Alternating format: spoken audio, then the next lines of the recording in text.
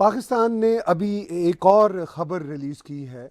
उनके मुताबिक एक वीडियो लीक हुई है जिसमें तहरीक तालिबान अफ़गानिस्तान वाले कह रहे हैं कि पाकिस्तान से हमने रिवेंज लेना है।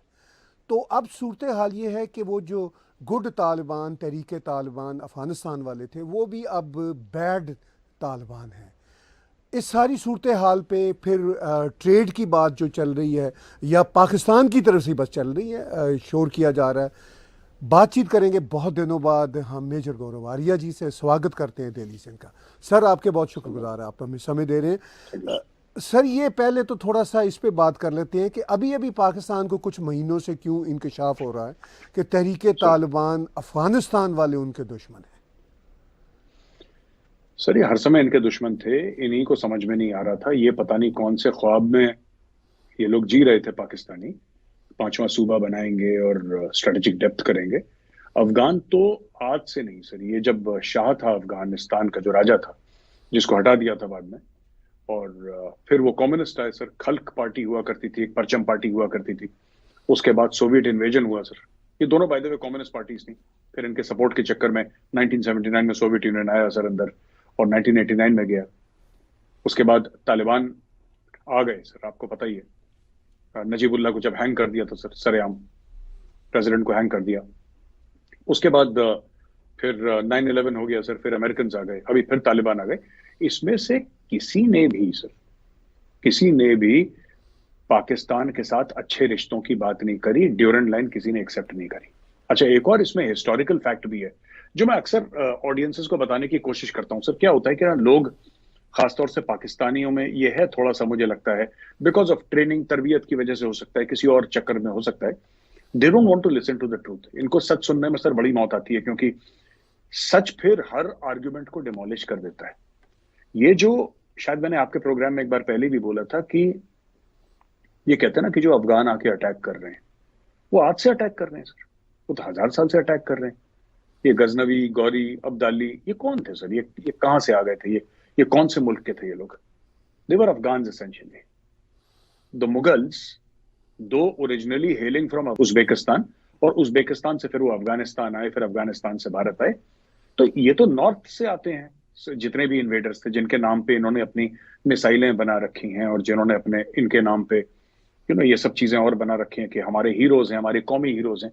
तो सर ये इनके कौमी हीरोज तो पिछले 1000 साल से इनको मारते आए हैं। बस ये फर्क था कि पहले वहां पे हिंदू रहा करते थे, अब हिंदू नहीं है तो मुसलमानों को मार रहे। उन्होंने तो मारना है सर, उन्होंने आना है। उन्होंने, एक तो ये चीज है, एक तो इतिहास की बात हम कर लें, हिस्ट्री या फिर तारीख की बात कर लें। दूसरी चीज है कि सर ये पाकिस्तान ने एक चीज बताई, कोई एक इन्होंने थ्योरी अपने दिमाग में सोची, और फिर उस थ्योरी के पीछे प्रोपेगेंडा मशीन अपनी लगाई, यानी कि पाकिस्तानी मीडिया लगाया। और पाकिस्तानी मीडिया लगाने के बाद फिर सबको बोला कि यही सच है, यही सच है, यही सच है। और फिर लोग विश्वास करने लगे। जैसे इन्होंने ये विश्वास कर लिया था कि तालिबान आते ही इनको कश्मीर मिल जाएगा। राइट सर, ये इमरान खान के जो स्पोक्स पर्सन थे, उन्होंने टेलीविजन पे बोला। 2 बार तो मैंने सुना है सर, एक लेडी ने बोला था और एक और बंदे ने बोला था सर। उन्होंने पाकिस्तानी टेलीविजन पे बोला था कि अब ये अफगान तालिबान आ गए हैं, अब ये हमें कश्मीर दिलाएंगे।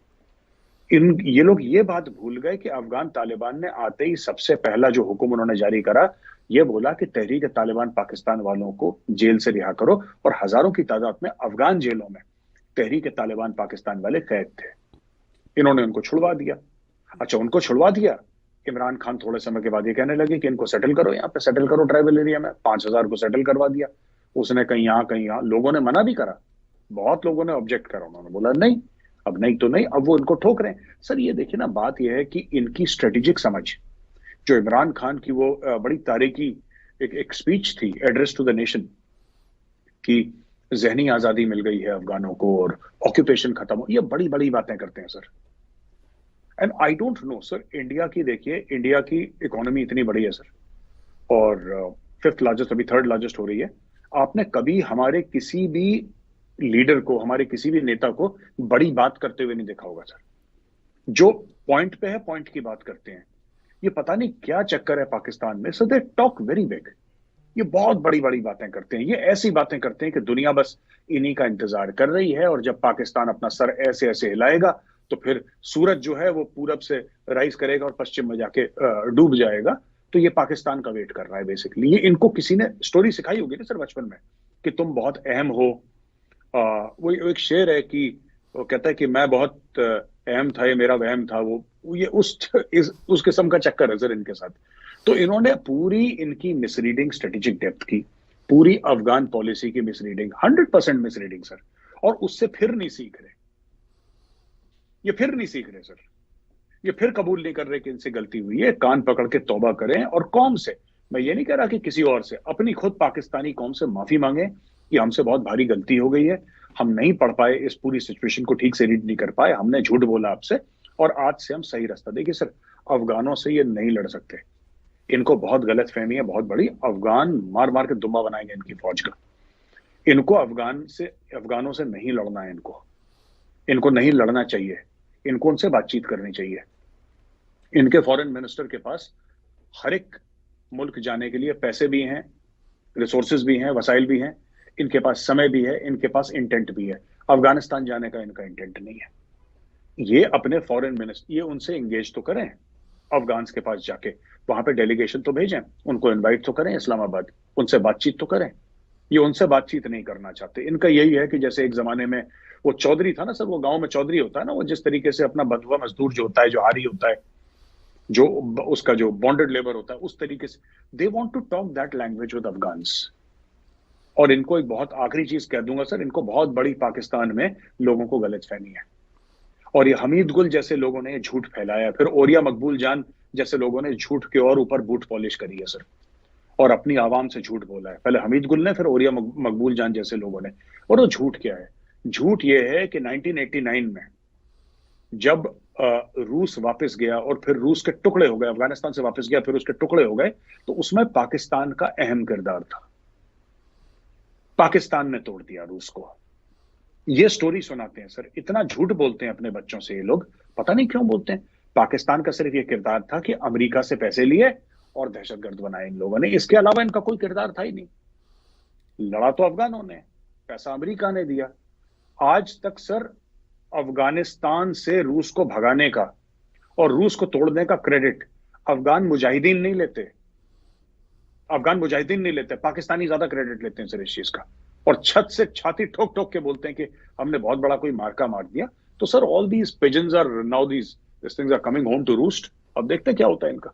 जी मेर साहब, आपने जिक्र किया वो कुछ ऐसे साल थे जब सोवियत यूनियन टूटा, तो मैं उस वक्त उसी इलाके में रहता था। तो हमने महसूस किया कि उसके टूटने में उनके इकोनॉमिक क्राइसिस का ज़्यादा हाल था, जो जाहिर है अमेरिकन की वजह से हुआ था क्रिएट। खैर वो एक अलग बहस है। मेर साहब, आपने सर जिक्र किया कि अफ़गान या तालिबान कभी भी पाकिस्तान के दोस्त नहीं थे, मगर दूसरा एंगल एक और है। अफ़गानों का कहना है जो तालिबान नहीं है, जो अक्सरियत हैं, वो आम अफ़गान है, वो कहते हैं पाकिस्तान हमारा कभी दोस्त नहीं था। अब तालिबान का कहना है कि पाकिस्तान हमारा कभी दोस्त नहीं था, इसने हमें इस्तेमाल किया।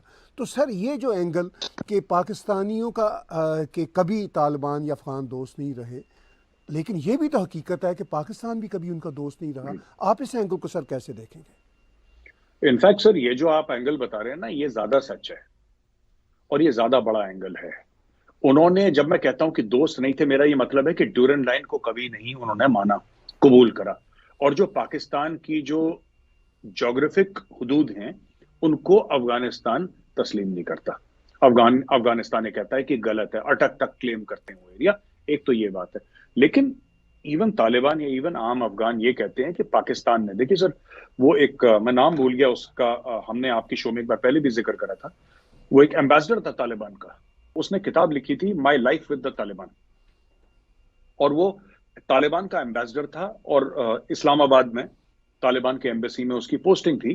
तो उसको अरेस्ट करके, उसको पकड़ करके पाकिस्तान ने अमेरिकन को दे दिया था।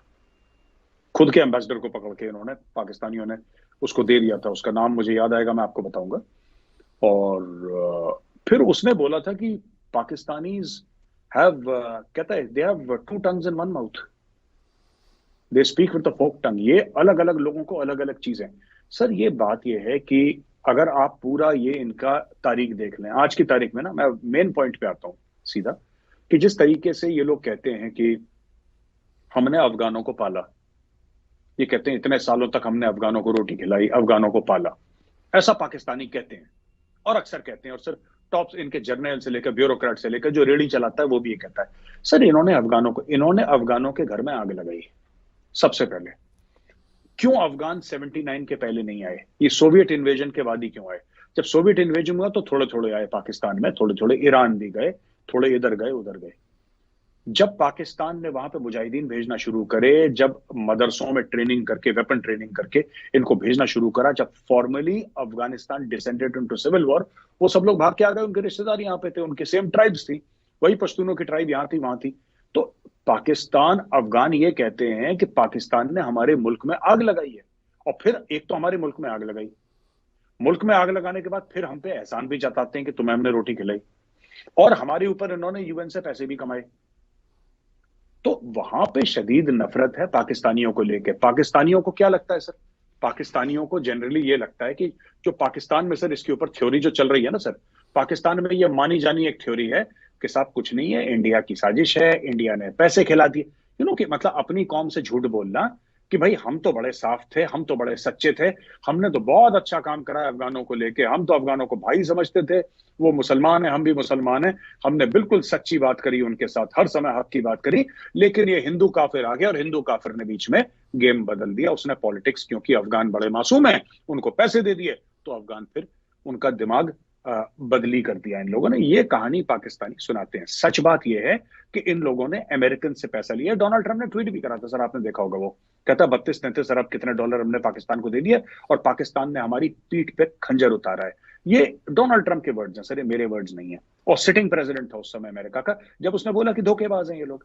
तो बेसिकली क्या है कि इनको धोखेबाज अमेरिका भी कहता है, इनको धोखेबाज अफगान भी कहते हैं, इनको धोखेबाज भारत भी कहता है, इनको धोखेबाज ईरान भी कहता है। और ये अभी इतने बड़े नहीं हुए सर कि चाइना को धोखा देना, चाइना उल्टा इनको धोखा दे रहा है।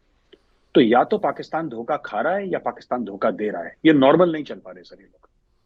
जी मेरे साहब, इससे पहले कि हम भारत पाकिस्तान के हवाले से पाकिस्तान में जो ट्रेड की बातें ऐसे ही उछाली जा रही हैं उनकी तरफ जाएं, थोड़ा सा हम ये जो रशिया में टेररिज्म हुआ इसको भी टच करते हैं, क्योंकि ये भी जुड़ा हुआ है अफ़गानिस्तान की धरती के साथ। 4 ताजिक लोग जो अफ़गानिस्तान के साथ का मुल्क है और बहुत इन्फ्लुएंस है दोनों मुल्कों का एक दूसरे पर, 4 ताजिक नयाद लोग रशिया में पकड़े गए।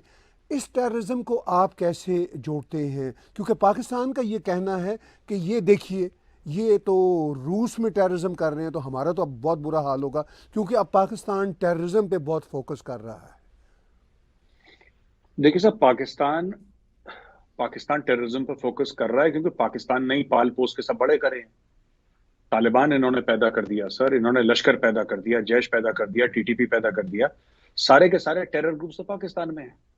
सारे के सारे टेरर ग्रुप्स इन्होंने पाल के पोस के बड़े करे हैं, जन्मदाता वही हैं, जन्म इन्होंने दिया पाकिस्तान ने, तो फोकस तो रहेंगे ही है।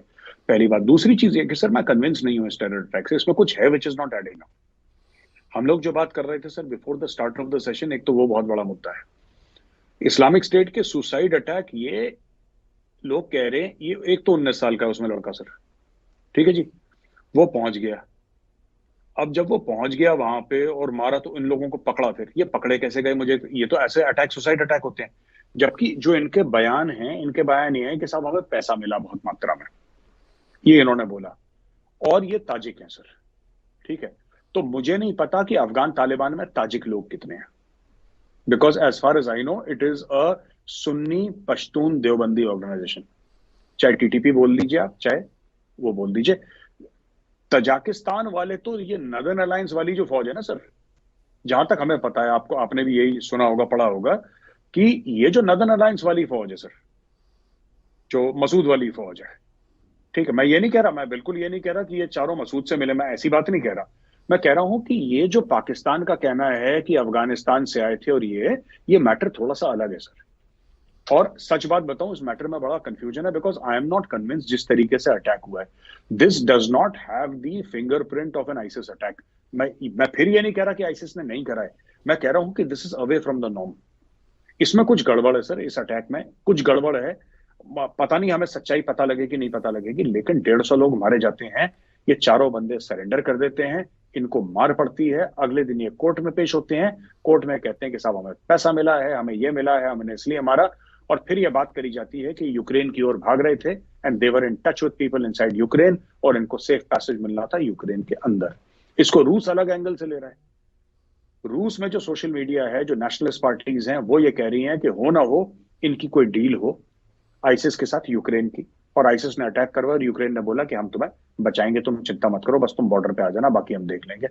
ये लोग भी कुछ बात कर रहे हैं रूस के अंदर, क्योंकि रूस के अंदर से जो बयान आए हैं सर, वो यूक्रेन को लेकर बड़े भारी बयान आए हैं कि यूक्रेन के अंदर they were in touch with people inside Ukraine and they were planning to enter into Ukraine and find safe harbour in Ukraine. अब इसका क्या मतलब है अचानक रूस के ऊपर? क्या अब वो सीरिया के ऊपर ये हुआ था और असाद था वहां पे और उसको ये हेल्प करी और उसके खिलाफ ये एक्शन करा और ये सब, ये कहानियां चल रही हैं, बट ये नहीं है सर, ये नहीं है। अगर सिर्फ बात मुसलमानों की होती कि मुसलमानों के ऊपर तशद्दुद की गई है, तो सबसे पहला अटैक तो आईसिस का चाइना पे होना था सर। सबसे पहला अटैक चाइना पे होना था, चाइना पे तो अटैक हुआ नहीं। चाइना पे तो बिल्कुल मुसलमानों का बैंड बजा रखा है वहां पे, बुरी तरीके से खाल निकाल दी है मुसलमानों की, लिटरली खाल निकाल दी सर, हड्डी से गूदा निकाल दिया। ये चीनी है, they have mistreated Muslim so much mistreatment in, मतलब 2024 की मैं बात कर रहा हूँ, इतनी मिसट्रीटमेंट तो मैंने सुनी नहीं मॉडर्न डे में कभी हो, पर वो कर रहे हैं, शान से कर रहे हैं कोई। तो ये इसमें सर मैटर कुछ और है। मुझे लगता है कि कभी ना कभी तो स्टोरी बाहर निकलेगी अगर कुछ स्लिप अप होता है, बट ये जो ऑपरेशन है वो नहीं है सर जो मीडिया बता रहा है। जी आई एम मेरे नॉट सा- कन्विंस्ड। जी जी मेरे साहब, बिल्कुल आईसिस हो, अलकायदा के लोग हों, या कोई भी जहादी हों, उनको कोई भी पैसे ले दे के ख़रीद सकता है, ये तो एक रियलिटी है। मेरे साहब, अब हम आते हैं पाकिस्तान और भारत के हवाले से। नई सरकार पाकिस्तान में कुछ हफ्ते पहले बन गई और एक नई आवाज़ उठना शुरू हुई मीडिया से, इधर उधर के व्लॉगर से, कुछ लोगों से, कि पाकिस्तान भारत की ट्रेड शुरू होनी चाहिए। रिसेंटली जयशंकर जी ने एक कॉन्क्लेव में बातचीत करते हुए इनडायरेक्टली कहा, उन्होंने कहा कि जब तक पाकिस्तान की तरफ से टेरर फैक्ट्रीज बंद नहीं होती, किसी किस्म का कोई रिलेशनशिप नहीं हो सकता। तो सर, भारत में ये बातचीत कितनी सीरियसली देखी जा रही है? भारत में तो इसके ऊपर कोई डिस्कशन नहीं हुआ सर। देखिए सर, पाकिस्तान की दो तीन चीजें हैं। एक तो नंबर वन टेररिज्म है सर। नंबर टू, जो भारत में लोग वांटेड हैं, दाऊद इब्राहिम जैसे, या फिर आपके मौलाना मसूद अजहर जैसे, हाफिज सईद जैसे लोग, उनको इसने पनाह दे रखी है, उनको स्टेट सिक्योरिटी मिल रखी है वहां पे, and they are assets of the Pakistani deep state. दूसरी बात यह सर, तीसरी बात यह है कि ये ट्रेड तो पाकिस्तान ने बंद करी थी ना सर, तो इनका कोई भरोसा नहीं है। आज शहबाज शरीफ कह रहा है कि ट्रेड चलो खोलो खोलो खोलो, फिर इमरान खान आएगा कहा बंद करो बंद करो बंद। इन्होंने सीपैक के साथ भी तो यही करा सर, आपने देखा। शहबाज शरीफ या नवाज शरीफ आया तो सीपैक चलाओ चलाओ चलाओ, इमरान खान ने बोला अरे बंद करो बंद करो बंद करो सीपैक। अब ये शहबाज शरीफ आ गया बोल चलाओ, इसीलिए तो चाइनीज भी परेशान है इनसे। चाइनीज कह रहे हैं यार तुम लोग अपना दिमाग बना लो, तुम्हें सीपैक करना है कि नहीं करना है, तुम एक तरीके की बात करो ना यार, तुम एक तरीके की बात करो, या तो तुम्हें सीपैक करना है नहीं करना है। इमरान खान आता है 3.5 साल के लिए बंद कर देता है, शहबाज शरीफ आता है फिर जोश भर देता है सब में कि सीपैक तो होना चाहिए होना चाहिए, चाइनीज हमारे भाई हैं, ये हैं वो हैं। तो सर यही रवैया इनका, इनकी एक्चुअली पाकिस्तान की कोई पॉलिसी नहीं है सर।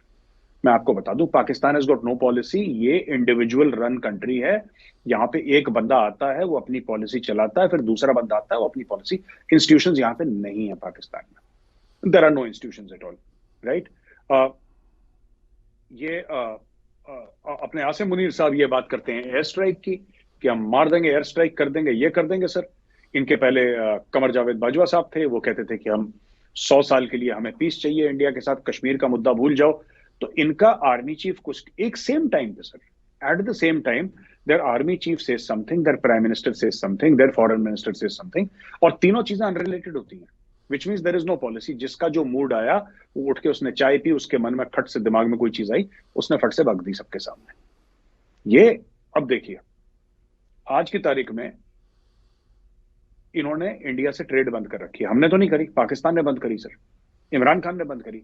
अब ये कहते इंडिया क्यों शुरू करे, इंडिया को क्या फायदा है? सबसे पहले पाकिस्तानियों को तो बहुत फायदा है, पाकिस्तानियों को हर चीज से फायदा है, लेकिन इंडिया नहीं चाहता इनके साथ ट्रेड करना। मैं भी नहीं चाहता, मैं चाहता हूं अच्छा, वो जो यूट्यूबर नहीं है वहां पे जो पाकिस्तान में जो मार्केट में जाते हैं, लोगों के रिएक्शन लेते हैं, कई सारे नए नए आए हैं अब, उसमें से काफी लोग पाकिस्तानी आवाम ये कह रहे हैं कि नहीं, हमारा ट्रेड चाइना के साथ होना चाहिए, हमारा ट्रेड भारत के साथ नहीं होना चाहिए। और मैं उस आवाम के साथ एग्री करता हूं। एज एन इंडियन मैं चाहता हूं कि पाकिस्तान की ट्रेड चाइना के साथ, इंडिया के साथ 0 हो और चाइना के साथ 100% हो। मैं ये चाहता हूं कि इनकी इनकी ट्रेड जो है वो ज्यादा से ज्यादा जो हो, इनकी ट्रेड होनी चाहिए चाइना के साथ। क्योंकि अगर चाइना के साथ इनकी ट्रेड होगी तो सबसे बड़ी बात यह होगी कि सर, अनइक्वल ट्रेड होगी, अनइक्वल ट्रेड होगी। और जो पाकिस्तान चाइना से लेता है चीजें, चाइना को चाहिए डॉलर, या अगर चाइना अपनी करेंसी में बोलेगा तुम खरीद लो हमसे, फिर चाइना बोलेगा कि तुम लोन लो। तो अंडर एनी कंडीशंस इनको भारी घाटा है, इनको फाइनेंशियल, इनको समझ में नहीं आ रही बात। ये हिंदू नफरत और भारत नफरत में इतने मुब्तला हैं, ये इतने ज्यादा उससे ये इम्पैक्ट हो चुके हैं, इतने ज्यादा इनके जहन इम्पैक्ट हो चुके हैं कि ये कहते हैं कि हम अपनी गर्दनें काट लेंगे लेकिन भारत के साथ। And that's okay with us sir, हम भी नहीं चाहते, हम कहते हैं कि तुम्हें जो काटना है काटो भैया, that is none of our business. तुम्हें जो जिससे ट्रेड करनी है तुम करो, और हम चाहते हैं कि भारत से ट्रेड ना हो, हम चाहते हैं कि पाकिस्तान की पूरी 100% ट्रेड चाइना के साथ हो। ये कराची, लाहौर, इस्लामाबाद गिरवी रखवाएगा sir China. It will become Chinese territory. मैं तो बहुत पहले से कहता आ रहा हूं सर, मैं 3-4 साल से कह रहा हूं। हम लोग को जब फौज में बताया गया था कि China to the east and Pakistan to the west, ये हमें बताया गया था। अब what is coming true is China to the east and China to the west sir. ये सच्चाई है, China to the east, China to the west. क्योंकि पाकिस्तानी स्टेट में अब कुछ रह नहीं गया। There is no power, there is no authority in the Pakistani state. It is the strength of the Pakistani state is derived from the Chinese communist party. वो इनको power देता है तो इनके पास पावर है। वो प्लग उतार देगा तो ये लोग तो कुछ, ये सर, ये पंचायत लेवल के खिलाड़ी हैं सर, इनका कुछ होने नहीं वाला। तो यही है sir, this is what I feel as per the current circumstances. जी मेर साहब, आपने कहा कि भारत में तो कोई खैर पाकिस्तान के हवाले से बातचीत नहीं हो रही। कभी कभी जयशंकर जी से कोई अगर सवाल कर दिया जाता है तो वो लाइट तरीके से उसको एड्रेस कर देते हैं, मगर पॉलिसी लेवल पे हमें नज़र नहीं आता। तो भारत में इलेक्शन का समय चल रहा है और जैसे ही जून में नई सरकार ओथ लेती है, जिसका ज़्यादा इम्कान यही है कि बीजेपी की सरकार परहैप्स री इलेक्ट होगी, तो आपको लगता है कि उसके बाद कोई सिचुएशन भारत की तरफ से एक्सेप्टेंस के लेवल पे हो कि चलिए इनको हम ट्राई कर सकते हैं फिर से, जब ये इतनी बातें कर रहे हैं, ये इम्कान कितना है सर? 0। ऐसा नहीं होगा सर कि भारत की तरफ से कोई एक्सेप्टेंस हो। इन्होंने धोखा दिया है सर, ये धोखेबाज हैं। और मैं इनके धोखे की मिसाल देना चाहता हूं आपको कि लोग समझें सर, आपके व्यूअर्स। वाजपेयी जी, ये लोग कहते हैं ना कि पाकिस्तान को कभी कबूल नहीं करा, कभी कबूल नहीं करा। वही कबूल करने के लिए मीनार पाकिस्तान वाजपेयी जी गए थे। जमात इस्लामी ने मीनार पाकिस्तान को धोया था, गुलाब के पानी से इन्होंने धोया था कि यहाँ पे काफिर आया है और इसको धो देना चाहिए वरना ये गंदा हो जाएगा, ये नापाक हो गया है मीनार पाकिस्तान। हमारे प्रधानमंत्री के लिए ऐसा करा और उसके बाद कारगिल कर दिया सर। ठीक है, हमने बोला कोई बात नहीं, कोई बात नहीं। वही प्रधानमंत्री नवाज शरीफ, उनको मोदी जी ने इनवाइट करा 2014 को। ठीक है, उन्होंने बोला घर में बच्ची की शादी है, मोदी जी गए सर, सारे प्रोटोकॉल तोड़ के। एसपीजी वालों ने साफ मना करा था, जो मोदी जी की सिक्योरिटी थी, स्पेशल प्रोटेक्शन ग्रुप, साफ मना करा था एसपीजी ने। Clearly they said no, they said sir आप मत जाइए, मत जाइए, we are entering into a dangerous area, आप मत जाइए, आपकी लाइफ। मोदी जी ने बोला नहीं, और नवाज शरीफ साहब ने बुलाया, मियां साहब ने बुलाया, मुझे जाना है। जब पठानकोट हुआ सर, आपको पता है, India actually allowed ISI agents inside the Pathankot airbase, और इंडिया में बहुत बड़ा रकस हुआ था। पाकिस्तानियों को एक बात समझ में नहीं आती, इनको बात समझ में नहीं आती कि ये भाजपा को गाली देते हैं। जितना भाजपा ने पीस के लिए करा है पाकिस्तान के लिए, जेन्युइनली दिल से किया, नेबर है, कोई बात नहीं, कोई बात नहीं, नेबर है, राइट? ठीक है, हमारे जो भी इख्तलाफात हैं, लेकिन पड़ोसी, हम पड़ोसी अपने नहीं बदल सकते। ये अटल जी कहां के थे सर? ये तो आरएसएस के थे। 14 साल की उम्र से प्रधानमंत्री मोदी जी राष्ट्रीय स्वयंसेवक संघ के मेंबर रहे हैं। एक आरएसएस का प्रधानमंत्री ये कहता है कि हाँ ठीक है मैं पाकिस्तान के साथ दोस्ती। आप समझ रहे हैं सर कि उन्होंने अपनी पॉलिटिकल कैपिटल स्टेक पे लगा दी, किस लेवल पे उन्होंने अपनी पॉलिटिकल इक्विटी पे का दाव लगा दिया पाकिस्तान की दोस्ती के लिए। उन्होंने चाइना के साथ भी ये करा था सर। जब शी जिनपिंग को बुलाया था अहमदाबाद में, जो ऑपोजिशन वाले कहते हैं झूला झुलाया, ये करा वो करा, तो उन्होंने यही करा कि नहीं यार हमारे नेबर हैं, हमें दोस्ती करनी चाहिए। भारत की पॉलिसी है नेबरहुड फर्स्ट पॉलिसी। भारत ने पाकिस्तान के साथ पूरी जान लगा के कोशिश करी, लेकिन कई बार ऐसा हुआ सर। पठानकोट का अटैक हुआ सर, उड़ी का अटैक हुआ, ठीक है सर, पुलवामा का हम कैसे भूल जाए सर। इतने अटैक, हम पास्ट की बात ही नहीं कर रहे हैं, हम 2014 के बाद की बात कर रहे हैं। इतने अटैक्स हो गए, इतने अटैक्स हो गए, अब लगने लगा कि यार देखो हम हाथ बढ़ाते हैं ये काट लेते हैं यार, ये तो बिच्छू है, आप छुओगे तो डंक मारेगा।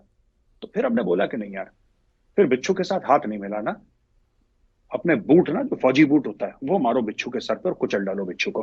फिर सर्जिकल स्ट्राइक्स हुई, फिर बालाकोट हुआ।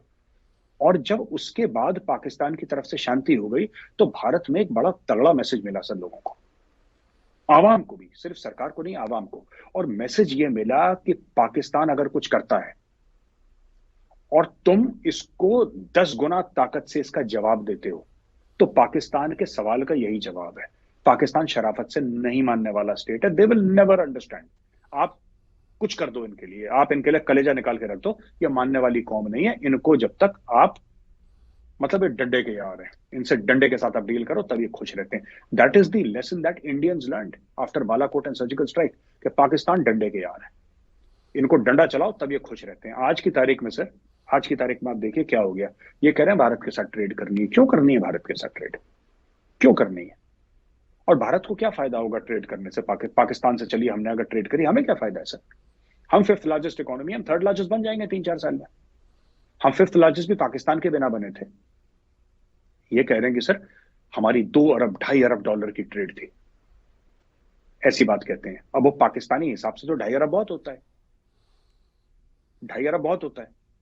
आपको पता है जब हिंडनबर्ग की रिपोर्ट आई थी, तो सिर्फ अदानी अदानी का 100 अरब से कम हो गया था, ज्यादा जो मार्केट कैप थी उसकी गिर गई थी, जो वैल्यूएशन कंपनी का गिर गया था, वो गिर गया था 100 अरब से ज्यादा नीचे। तो एक अडानी ग्रुप का ये हाल है कि उसका 100 अरब से ज्यादा मार्केट कैप गिर गई और फिर 100 अरब उड़ गई। ये 2 अरब 2.5 अरब के पीछे ऐसा एहसान जताते हैं कि भारत के साथ, भारत को भी तो फायदा है। अच्छा, पाकिस्तानी एक्चुअली समझते हैं कि पाकिस्तान से ट्रेड करके भारत को फायदा है। क्या फायदा भाई, क्या फायदा ये बताइए? क्या आपके पास है क्या जो आप हमें दे सकते हैं? आप ऐसा कौन सा प्रोडक्ट है आपके पास? नहीं करना पाकिस्तान के साथ ट्रेड, नहीं करनी बातचीत। और आपको क्यों करनी है? आपको हमारे साथ क्यों करनी है? आप चाइना के साथ करो यार, चाइना के साथ करो, आप अफगानिस्तान के साथ करो, ईरान के साथ करो, आपके पास और कोई नेबर नहीं है। भारत के पीछे क्यों लगे हुए हैं? और जो इनके बिजनेसमैन है वो भारत के पीछे क्यों लगे हुए? मुझे अब तक ये समझ में नहीं आया कि भारत के साथ ट्रेड करनी। क्या चाइना दवाइयां नहीं बनाता? क्या चाइनीज प्याज टमाटर नहीं खाते? क्या चाइना में धनिया मिर्च नहीं मिलती? क्या चाइना में इलेक्ट्रॉनिक आइटम क्या नहीं मिलता चाइना में? चाइना तो दुनिया के लिए सब कुछ बनाता है, तो तुम्हारे लिए भी बना देगा। पैसा फेंको, तमाशा देखो। ट्रेड करनी है ना भाई। एक बात सर मैं आपसे पूछता हूं, ये जो पूरा मंसूबा बनाया 10 साल से ऊपर हो गए इसको, दे celebrated last year sir 10 years, China Pakistan economic corridor. उसका नाम है चाइना पाकिस्तान इकोनॉमिक कॉरिडोर। 65 अरब डॉलर इसमें डाल चुका है चाइना, ठीक है सर, 65 अरब डॉलर। उस 65 अरब डॉलर की जो रोड बनाई है, जो इकोनॉमिक कॉरिडोर बनाई है, जो ग्वादर बनाया है, पोर्ट और दुनिया भर का जो इंफ्रास्ट्रक्चर ये कहते हैं कि बनाया, मैंने तो देखा नहीं है, उसमें प्याज टमाटर नहीं आ सकते चाइना से। आपको इंडिया चाहिए क्यों? आपके पास तो सी पैक है, आपका तो गेम चेंजर है। आपको इंडिया चाहिए क्यों? मुझे अभी तक ये समझ में नहीं आया कि इनको इंडिया से करना क्या है। इनको इनको क्या, इनको चाहिए क्या इंडिया से जो चाइना के पास नहीं है? चाइना के पास तो भारत से ज्यादा ही होगा, आई एम श्योर, भारत से कहीं ज्यादा होगा चाइना के पास। और चाइना आपका दोस्त है, शहद से मीठा भी है, हिमालय से ऊंचा भी है, समुद्र से गहरा भी है। तो चाइना से लो, भारत से ट्रेड क्यों करनी है? अभी कह रहे हैं कि साहब पूरा का पूरा हुजूम गया है बिजनेसमैन का प्रधानमंत्री से बोलने के लिए पाकिस्तान के कि साहब भारत के साथ ट्रेड खोलो। क्यों खोलो भारत के साथ? क्या करना है भारत से? आपका क्या मतलब है भारत से? और भारत का क्या मतलब है आपसे? देखिए, मैं सीधी पाकिस्तानी आवाम को एक ही चीज बोल रहा हूं सर, ठीक है, हमें आपकी जरूरत नहीं है और आपको हमारी जरूरत नहीं है। We don't need each other, ठीक है। आप हमारे बिना रह सकते हैं, हम आपके बिना खुश हैं। आप अपने रास्ते जाओ, हमें अपने रास्ते जाने दो भैया। आप जाओ चाइना से करो ट्रेड, हमसे क्या लेने देना सर? ये जो सर ये पता है कौन सी फिलॉसफी है? मैं आपको बताता हूं। ये लोगों का कहना कि इंडिया में भी ऐसी कॉन्स्टिट्यूंसी है जो जो ट्रेड चाहती है पाकिस्तान के साथ, ठीक है, ये ऐसी पाकिस्तानियों को गलतफहमी है सर कि इंडिया में भी एक बड़ी कॉन्स्टिट्यूंसी है। कोई सरकारी बंदा ये नहीं कहेगा जो गवर्नमेंट के लिए काम करता है, ये नहीं कहेगा कि पाकिस्तान के साथ ट्रेड होनी चाहिए, क्योंकि मोदी सरकार की पॉलिसी है, वो पाकिस्तान का नाम लेना ठीक नहीं समझते। वो नाम लेना ठीक नहीं समझते, ये ट्रेड के ख्वाब हैं, इनको पता नहीं क्या ख्वाब है, किस ख्वाब में जीते हैं, किस झूठी दुनिया में पाकिस्तानी जीते हैं। यहाँ पे सर कोई कॉन्स्टिट्यूंसी नहीं है। कुछ लोग हैं इंडिया में हु आर प्राइवेट सिटीजन, जिनको वो पुराना बुखार नहीं होता सर कि जिनने लाहौर नहीं वेख्या वो जमिया ही नहीं, है ना सर, वही वाला बुखार है, इससे ज्यादा कुछ नहीं है सर। मैं तो ये पूछ रहा हूँ सर कि ये कहते हैं जिन्होंने लाहौर नहीं वेख्या वो जमिया ही नहीं, और जिन्होंने लाहौर वेख्या उन्होंने क्या कर दिया? उन्होंने कौन सी यूपीएससी क्रैक कर दी? मुझे एक बात समझ में नहीं आती सर, ये इनका लॉजिक ही कुछ अजीब सी बातें करते हैं सर कि इमोशनलिज्म है, इसमें कोई बात नहीं है सर। जी मेरे साहब, आखिर में कंक्लूड करते हुए पाकिस्तान के जियो टीवी पर सलीम साफ़ी के साथ बातचीत करते हुए हमारे दोस्त साजिद तारड़ साहब ने ज़ोर दिया, वो अभी रिसेंटली भारत से आए हैं और वो हमारी तरह पर वो भारत उनका है, लेकिन उन्होंने कहा कि भारत की सरकार में बहुत सारे ग्रुप्स हैं जो पाकिस्तान के साथ ट्रेड करना चाहते हैं। तो इस पे क्या आप फाइनल कमेंट करेंगे? भारत के अंदर भी ऐसे ग्रुप मौजूद हैं, हुकूमत के अंदर ऐसे ग्रुप मौजूद हैं जो पाकिस्तान के साथ रिलेशनशिप चाहते हैं, दोबारा डायलॉग करना चाहते हैं। और मैं बिल्कुल राइट आफ्टर एक मेरे पास एक अपॉर्चुनिटी है, I am going to India again to deliver lectures on geo economics and geo politics in the Indian Institute of Management. मैं बिल्कुल ये डिस्कस कर चुका हूं कई हलकों के अंदर, जो कि वेरी स्ट्रॉन्ग जिनकी इन्फ्लुएंस है इस वक्त रजीम के अंदर, they have an interest in starting trade again with Pakistan. Sir मैंने साजिद तारड़ साहब का इंटरव्यू देखा नहीं है, तो मुझे उसकी नॉलेज नहीं है कि उन्होंने क्या बोला है, लेकिन ऐसा कोई ग्रुप नहीं है सर। प्राइवेट में ऐसा होता है सर कि कभी कभी अगर कोई पाकिस्तानी है, उससे कोई मिल ले पार्टी में, उससे कोई पार्टी में मिल ले, या किसी की रूट्स हो पार्टीशन के पहले पाकिस्तान में, कोई अच्छी बात, लोग जब दो लोग मिलते हैं सर अच्छी बात कर ही देते हैं, ठीक है। नोबडी वांट्स कि आप हमारे यहाँ मेहमान आए हैं, हम आपसे बोलें कि नहीं पाकिस्तान से हम कुछ नहीं रखना चाहते। किसी ने कुछ ऐसी प्राइवेटली बोल दिया, that should not be taken by anyone. मैं साजिद तारड़ साहब को तो मैंने इंटरव्यू नहीं देखा, तो मैं नहीं कमेंट कर सकता कि साहब ने क्या बोला है, लेकिन बात इसमें यही है सर कि the government of India has no policy like this, there is no intent, there is no policy. और कि प्राइवेटली किसी ने कुछ बोला, प्राइवेटली बोलने से अगर किसी ने बोला भी है, मुझे नहीं पता किसने बोला है सर, पर अगर वो सरकार में नौकरी करता है बंदा और उन्होंने किसी पाकिस्तानी नेशनल या किसी पाकिस्तानी ओरिजिन बंदे से ये प्राइवेटली भी इजहार करा है, और ये बात सर अगर गवर्नमेंट को पता लग गई कि उन्होंने ऐसी चीज की पेशकश करी है indirectly, that bureaucrat will be in very thick soup sir, और that diplomat will be in very very thick soup. उसको पता ही नहीं लगेगा सर, क्योंकि ये गवर्नमेंट है कुछ ऐसी, मोदी सरकार जो है ना sir, they are very very straightforward in these matters. नहीं करना मतलब नहीं करना। और ये राय नहीं है सर प्रधानमंत्री की, ये मोदी जी का आदेश है कि नहीं होगा मतलब नहीं होगा, पत्थर पे लिख दिया नहीं होगा। जब तक फिर से सरकार ये डिसाइड ना करे कि होगा, तब तक नहीं होगा। किसी के कुछ कहने से कुछ फर्क नहीं पड़ता, 2 रुपए का सर, 2 रुपए का फर्क नहीं पड़ता। अगर किसी ने बोला है तो क्यों, I have not seen the interview sir, मैंने साजिद तारड़ साहब का इंटरव्यू नहीं देखा, तो मैं कमेंट नहीं कर सकता, लेकिन जैसा आप बता रहे हैं मैं उस पर रिएक्ट कर रहा हूँ। इट इज इम्पॉसिबल सर, हो ही नहीं सकता। 110% आप लिख के ले लीजिए, हो ही नहीं सकता। ये पाकिस्तानी ख्वाब देख रहे हैं, ये ख्वाब देखते रहे। यहां पे सर ऐसा है कि people over a period of time, Pakistan की हरकतों की वजह से आवाम इतना एंटी हो गया है सर। ये लोग गलत जज कर लेते हैं कि बाबर आजम बैटिंग कर रहा है तो लोग तालियां बजा रहे हैं, या इनको बड़ा गलत जज हो जाता है कि देखो एयरपोर्ट पे क्या वेलकम हुआ। वेलकम क्या हुआ? बीसीसीआई ने एक इवेंट मैनेजमेंट कंपनी को पैसा दिया। होता ही है कि बीसीसीआई जो है सर, उसने इवेंट मैनेजमेंट कंपनी को पैसा दिया। उसने बोला कि जी 50 बंदे चाहिए ढोल वाले और 100 डांसर चाहिए वहां पे, ठीक है। पाकिस्तानी टीम आएगी, न्यूजीलैंड की टीम आएगी, ऑस्ट्रेलिया की टीम आएगी, श्रीलंका की टीम आएगी, सबसे नाचना। ये खुश हो गए वहां पे कि हमारा खास वेलकम करा गया। इसका मतलब भारत और पाकिस्तान ऐसा कुछ भी नहीं है। इस गलतफहमी में ये वही अफगानिस्तान वाली गलतफहमी कर रही है भारत के साथ। They are making the same mistakes. बहुत आखिर में चाणक्य डायलॉग के हवाले से बहुत दिनों बाद बातचीत हो रही है, हम जानना चाहेंगे कि क्या एक्टिविटीज सर हो रही हैं उस एंड पे? कुछ नहीं सर, सब कुछ ठीक ठाक है। मैगजीन निकालने का मन है तो अगले 2 महीने में शायद मैगजीन निकल जाए सर, और सब कुछ हो जाए तो देखते हैं सर क्या है, बट बाकी सब चल रहा है। आपके आशीर्वाद से सब ठीक है sir. Everything is okay with your blessing sir. Sir looking forward to host you in US, at least in the US, कि कोई वहाँ पे चाणक्य का एक बड़ा सा हम कॉन्क्लेव करें। हम आपके साथ हैं और मिल के करेंगे। जी सर, बहुत बहुत शुक्रिया सर, बहुत शुक्रिया सर। आपके बहुत शुक्रगुजार हैं, आपने हमें वक्त दिया। व्यूअर्स, बातचीत सुनी आपने मेजर गौरव आर्या जी की। खरी खरी बातें करते हैं, बिला तकल्लुफ़ ढंग के साथ बातें करते हैं। आप इनके चाणक्य फोरम को डाउनलोड कीजिए, उनकी ऐप्स को अपने मोबाइल्स पे, अपने सोशल मीडिया के प्लेटफॉर्म के ज़रिए। और मुझे मालूम है कि millions and millions watch major Gaurav Arya ji के अपने डायलॉग, अपने शोज़, और हमारे साथ भी वो समय निकालते रहते हैं। हम उनके शुक्रगुजार हैं। और आप टैग टीवी के चैनल को भी यूट्यूब पे सब्सक्राइब कीजिए और हमारी ऐप्स को भी डाउनलोड कीजिए। और अगर आप हमें कंट्रीब्यूट कर सकते हैं तो पेपॉल, पैट्रियन और क्रेडिट कार्ड के ज़रिए कंट्रीब्यूट कर सकते हैं। आज की बातचीत मेरे साथ और मेजर गौरव आर्या जी के साथ देखने सुनने का बहुत बहुत शुक्रिया।